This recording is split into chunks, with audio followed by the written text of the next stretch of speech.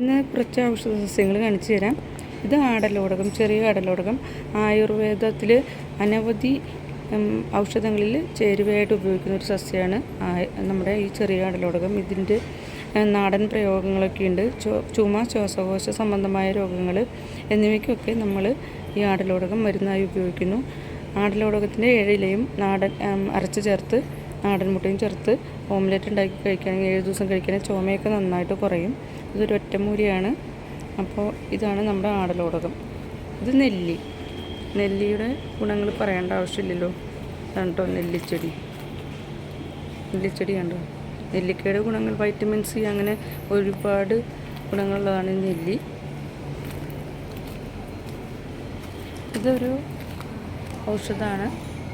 ഇത് നമ്മുടെ ഒരു അണലി വേഗം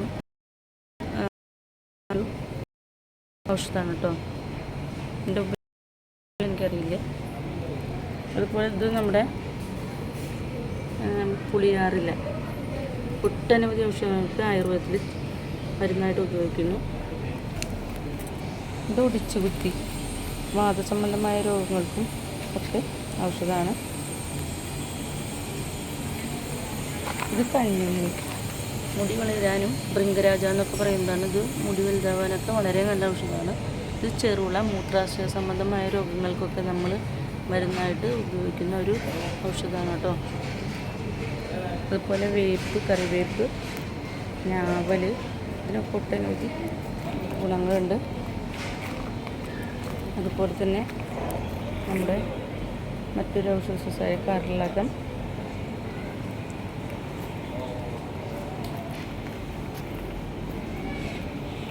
ഇതൊക്കെയാണ് ഞാൻ കാണിച്ചു തരാം. ശംഖുപുഷ്പത്തിൻ്റെ ഔഷധ ഗുണങ്ങൾ പറയേണ്ട ആവശ്യമില്ലല്ലോ. അത്രയധികം പനിക്കൂർക്കയാണ് മറ്റൊരു ഔഷധ സസ്യം. പനിക്കൂർക്കയുടെ ഒട്ടനവധി ഔഷധ ഗുണങ്ങളുള്ള ഒരു ചെടിയാണ് തുളസി. ഇത് ആടലോടകത്തിൻ്റെ ഒരു ചെടിയാണ് കേട്ടോ. ഇത് മണിത്തക്കാളി. ഇതാ അതന്നെ നമ്മുടെ പൊടിച്ചുകുത്തി. ഇത് മണിത്തക്കാളി.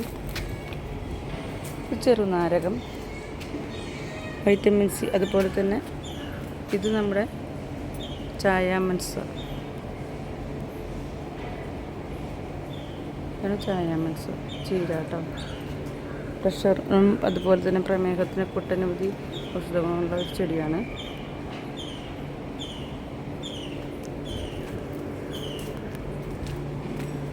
ഇത് നമ്മുടെ ചാമ്പയാണ് കേട്ടോ.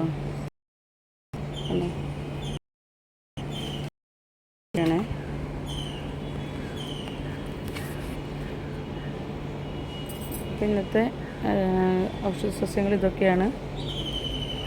ഒന്നുകൂടി കാണിച്ചു തരാം കേട്ടോ. നമ്മുടെ ഔഷധ ഒടിച്ചു കുത്തി. ഇത് ഒരു മാവിൻ്റെ തൈയാണ്. ഇത് ആടലോടകം കാണിച്ചല്ലോ. ഇത് കറ്റാർവാഴ കേട്ടോ. ഒട്ടനവധി ഔഷധ ഗുണങ്ങളുള്ള ചെടികളാണ് ഇതൊക്കെ. അപ്പോൾ നിങ്ങൾക്കൊന്ന് കാണിച്ചു തരാമെന്ന് വിചാരിച്ചു.